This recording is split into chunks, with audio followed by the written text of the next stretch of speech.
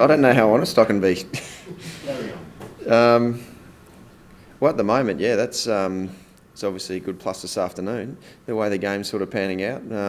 There's no doubt that the way the situation of the game is when we bat second, the second innings we're going to have to bat unbelievably well over the next 2 days to be able to save the game.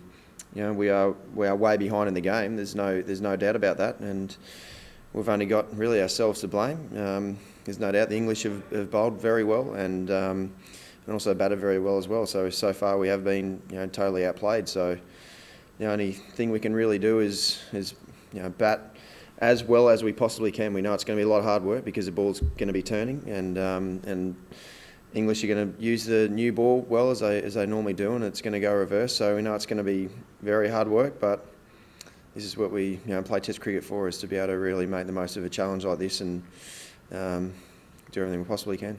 Peter. Shane, why is it so hard to get wickets? Is it the pitch?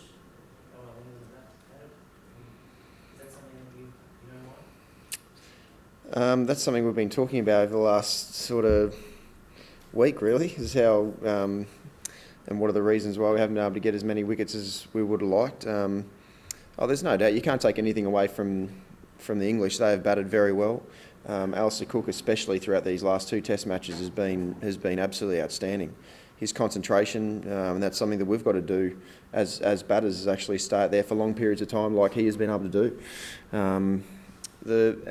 The wickets have been fairly flat, but that's no excuse as well. We're skilled enough to be able to make the most of what's out there, and we just haven't been able to sustain pressure for really long periods of time, and that's what the problem was at the Gabba, and it's the same sort of problem again this time. So it is unfortunate. It's very disappointing that we are where we are in the situation of this game, but there's no doubt there's still a couple of days for us to try and do everything we possibly can to draw the game more than anything.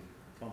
Shane, I know you probably want to worry about yourself and the team when you're out there, but Cage came off, I think, you saw it. Have you heard what's wrong with him? Is he going to be all right with that? I'm sure he'll be right to bat. He's a very tough man, so it's going to take a lot to be able to make him not bat. I think his heel's a bit sore at the moment, so it's going to be interesting to see our running between wickets after the first debacle. So if I call it, might make things a little bit easier. Have you had a chat with him and it's all sweet, obviously? He'll be sweet, yeah. As I said, he's a tough man, so he'll be out there fighting his heart out. So as I said, I'll just make sure that I don't run him out and make a difference.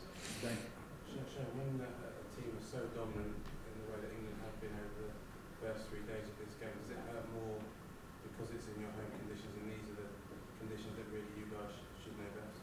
Oh yeah, it hurts. It hurts in general, whether it's in our own conditions or whether it's actually anywhere else around the world. It's just we have so far been outplayed in these 3 days. So that's the reason why it does hurt, is because what we've been doing hasn't been good enough to be able to be anywhere near a position that we can win the game.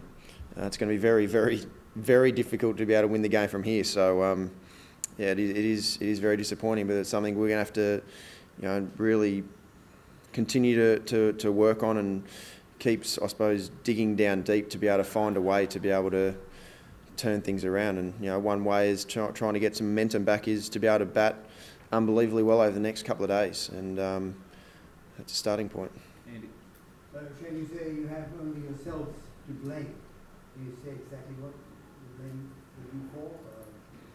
Not getting enough wickets and not getting enough runs. That's really as simple as it is. We haven't been able to get enough wickets, and it means that we've been out there for long periods of time. And that there's no doubt with bowling, it's physically demanding, and if you're out there for long periods of time, it gets harder and harder. So that no doubt is a very obvious thing, that we haven't been able to get any wickets. And then on day one, there's no doubt that the wicket was good, and we weren't able to capitalise on that. So that's the way to turn around, is getting more runs and getting more wickets. Tell us a bit about bowling for Kevin Pearson. That's tall man, long reach. It looks an imposing field. Oh, he's when he's playing well, definitely. Yeah, he's a very very skillful batsman. And the way he's built, how tall he is, and how strong he is as well means he's got a few more.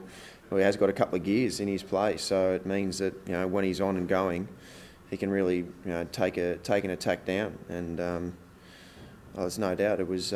It's not good. It's not good to watch, but also there are times as well when you see some of the shots that he do play, which are pretty special to be able to see the things he does. But it would have been nice to be able to actually not really experience those things over the last day or so. But he has batted beautifully, and there's no doubt he's a world-class player, and he showed that throughout his career. So we're going to have to try and find a way of reducing his effectiveness. But today he was very good. Is there a sense of almost, whilst England dominated, there's a sense of disbelief for all the runs they've scored at the Gabba and here? Obviously they're good players, but you're good bowlers too. Is there a sense of almost disbelief in what they've been doing over the last 2 Test matches? I wouldn't say disbelief. No, we always knew that the English were going to be very good and totally up for this series, and it's been more so disappointing for us not to be as effective as we really hoped to be. But we also can't take away from how well the English have batted as well. They've been very good. As I said, Alistair Cook, the way he's batted throughout this series so far has been pretty phenomenal. So it's meant we've stayed out in the field for really long periods of time, and that obviously continues to make it harder to back up. But that's what playing Test cricket is all about: is really digging deep as much as we possibly can to be able to turn it around, no matter what the situation is.